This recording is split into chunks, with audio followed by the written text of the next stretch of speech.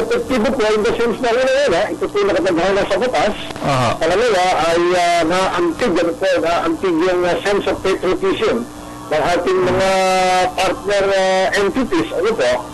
Sapagkat ang sabi nga natin, maliit man o malaki, spectacular man o simple, ano mang contribution na nagawa ng ating mga kababayan, mga NGOs, mga partner church groups, ano po, at saka ito mga law schools, saka mga law interns, anything that they contribute, whether huge or small, whether spectacular or simple, yan po isang act of patriotism.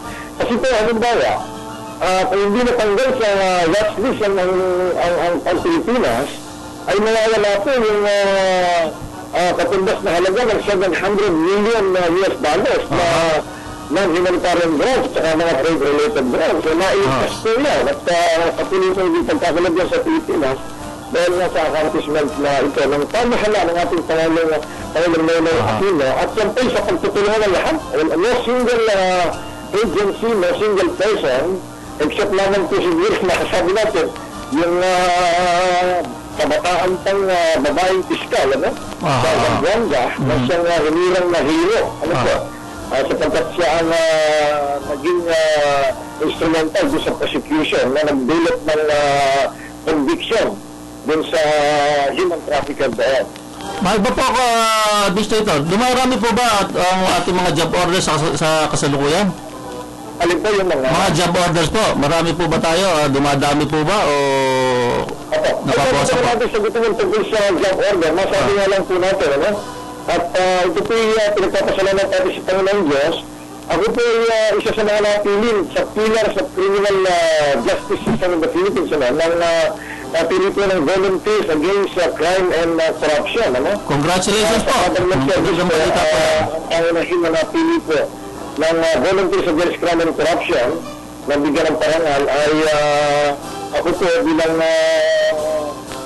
administrator ng Philippine Employment Administration at saka po yung hero na nag-expose ng mga anomalies sa AFP at kamakulang naman in-appoint ni President Noynoy na bagong commissioner ng TOA, si Commissioner I.D.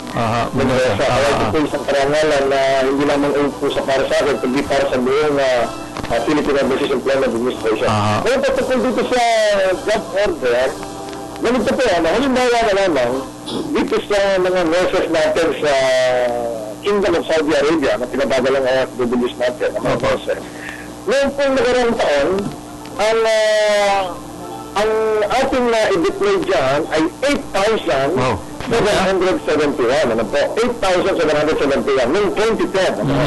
So, ngayon taon po ito, ang mga job orders para sa nurses na FWs natin patungo sa Kingdom of Saudi Arabia, ang bilang po ng mga job orders na confirmed ay 9,589. Ano po?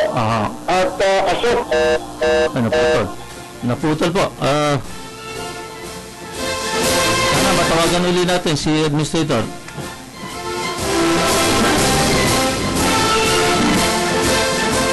Tuloy po tayo.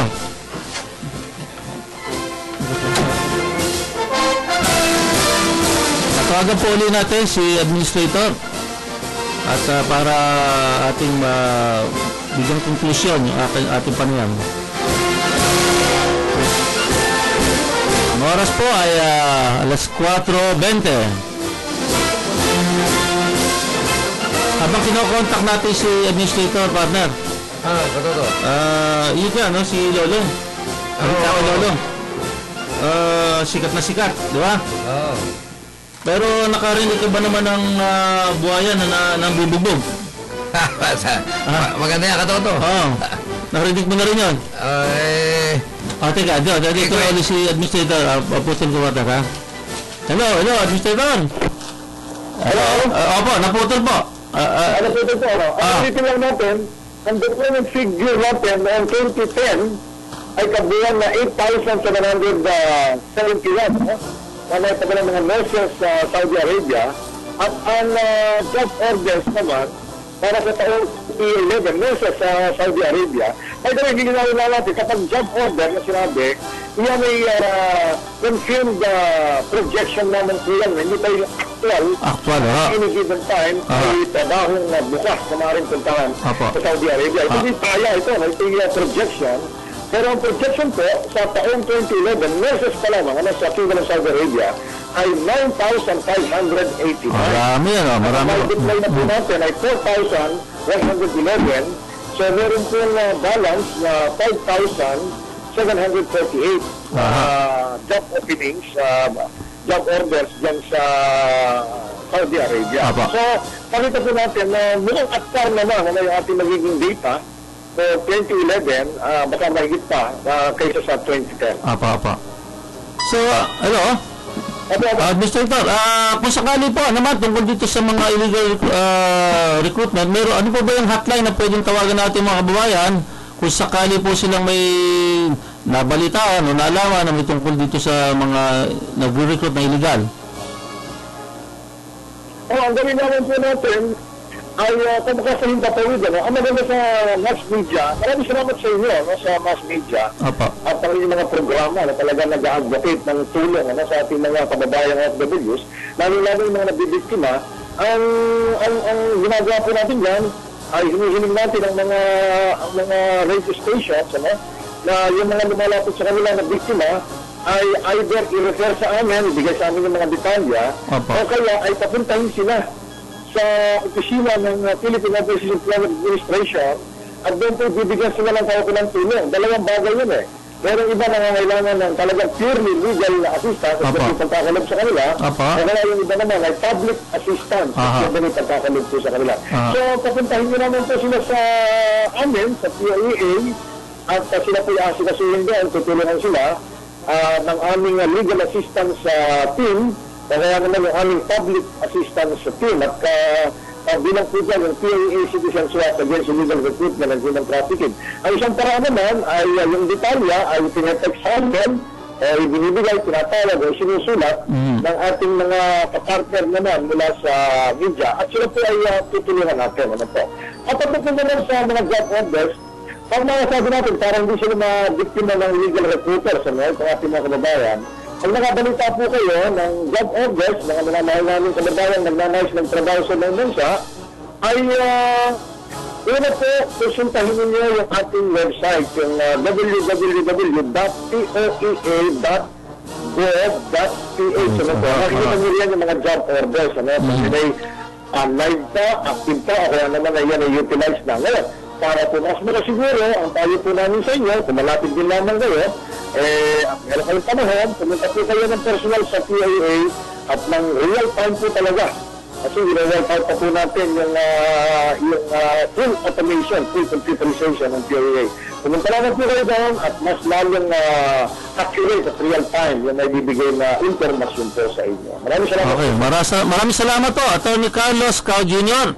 At sana po, God bless ang inyong malakanan pa palatuntunan. God bless the Philippines. God bless our. Sige po, at open po ang aming palatuntunan sa inyo kung sakali. Maraming salamat po sa inyo, kapatid at kapartner sa mass media. Okay. Salamat po. Maraming salamat po. Thank you. God bless, Katoto. Okay. Patuloy tayo. Wait, teka. Mamaya na si, ano si, kanina, pinag-usapan natin, yung nambubugbog na buhaya, medyo, maraming ganyan. Sana, pero medyo hindi pa medyo umatras yung, yung nabugbog partner, Bakit siya mo? Siguro, natatakot, Oo. Pagkakataon na sana ni Congressman Mikey Arroyo para medyo makapagtrabaho. Tira walang matatrabaho dahil maatras yung nagreklamo sa CHR. Pero marami tayo mga ganyan, na mga abusado mga public official, na lalo na mga elected official. Sana may mangyari dito at maging sample man lang. Buti naman nananalo pa ulit kung Kaya nga hindi ko na binabanggit yung pangalan partner baka sumikat, maboto ulit sa susunod na eleksyon. Hindi ko na binanggit di ba? Oo, Katoto, tama ka dyan. Di bali, kay Lolong na lang tayo. At least si Lolong magpapasikat sa atin. May yung buhayang malaki, na totoong buhaya. pero mo sa buong bansa Sa atin lang lumitaw yung si Lolong, ano? Oo, at saka marami pa siguro. Meron pang mas malaki raw eh. Baka tawagin ni Lolong yun. mga kapatid ni Lolong. Tawagin niya para sumikat lalo ang Pilipinas. Balikan natin partner si Madam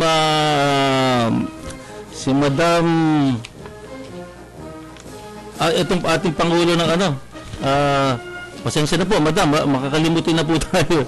Okay, si Madam Dominga ano po? Pasensya na po. Okay, ma'am, ano po yung tungkol dito sa inyong inilapit sa amin? Pwede pong sa mabilis na paliwanag o explanation, lang po. Ang tungkol po sa problema namin sa sa palengke, yung talipapa po na pinaharas po kami ng barangay captain, yung mga tauhan niya. Opo. Minsan po iba-ibang tao ang pumupunta para Ito pong talipapa na sinasabi Ang nyo tingin ay sa A. Bonifacio Street, Upper Bikutan, Taguig. Ano po? Opo. So binigay ni Mayor Rudy de Guzman sa inyo noong year 1988. Opo. Apo. So ayon sa inyo ay binabawi po ito ngayon ng barangay chairman ni Kapitana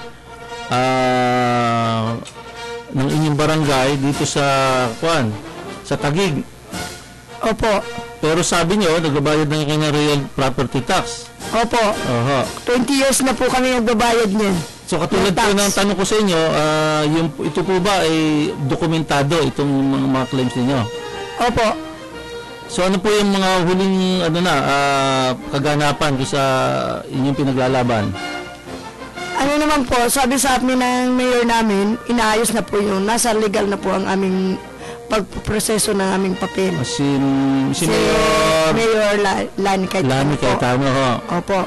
So nasa side nyo si Mayor Lani Cayetano. Opo, nagpunta na po ako doon at saka nakausap ko na po yung market coordinator na inaayos naman po yung aming lugar. Ito pong association nyo, may ilan po membro ito? 18 families po yan. Naku, marami palang maapektuhan ito kung Opo. mapapaalis kayo dito. Bakit naman daw po kayo pinapaalis? Ano po gagawin ni Kapitana rito sa property nito? Gagawin din po daw ng Toy Stories Market, pero ang narinig namin nung last meeting namin, kung bakit sila mag-hire ng bago. Mag-hire sila ng bagong maninda. Kumbaga, madi-display so kayo. Parang gano'n na po. Samantalang kayo ay nagbabayad naman yon Opo. sa barangay. Kompleto po kami ang bayad. Bakit po kaya medyo may ganong sitwasyon? Bakit po nangyari? Meron po bang pagkakagalitan na nangyari dito? Wala naman po. Bigla lang kami dyan na pinaskilan ng karatula na yun ay pag-aari nila. Pinaratula na po kami dyan, and then po yung mga barangay pro leader, inihikayat po yung mga kasamahan namin na mag-apply na sa kanila. Opo. Sino naman ang pangalan ng ating kapitana? Si po, Kapitana Mirna de la Peña po. Mirna de la Peña. Mirna de la Peña. Opo. So ano po ang gusto natin panawagan niyo na Ma'am Dominga? Ang gusto lang kong sabihin po sa kanya, kung maninda rin lang ang ahar nila, bakit iba pang tao? Kami 23 years na po doon. Oy, tagal na ha. Opo. Bakit nang bigla paalisin? At saka meron na nga po yatang mga dokumento yung nagsasabi na talagang donasyon na sa inyo yan. Mayroon po kasi yung ibigay sa amin yan, may abogado po kaming dalawa, Attorney Di Alban po. Ang nag-uusap at saka si Mayor de Guzman nung araw. Kaya palagay ko po mayroon yun. Hindi ko lang nakuha noon sa munisipyo dahil nagkuha na po kami na yun ay amin. Kaya yung unang presidente namin hindi inasikaso yung mga papers na ganun. Ngayon po ako nakaupo, ako po nag-ayos ito ngayon. Kaya nagulat na lang ako na may nagkiklaim sa amin. Kailangan pong paglaban yan at kabuhayan niyo po yan. Opo, totally naman po, nung ilipat kami dito, talagang bakante po ito. Kasi pinag-usapan mo po namin ito sa mapa, yung mapa talagang tiningnan namin. Boundary, mga teritoryo. Si Barangay de la Peña Barangay Cheruma de la Peña po ba, ngayon lang termino niya? Pangalawa niya ng termino, pero ngayon lang siya nag-claim sa amin. Nung unang termino niya, hindi po. Ngayon lang pangalawa niya.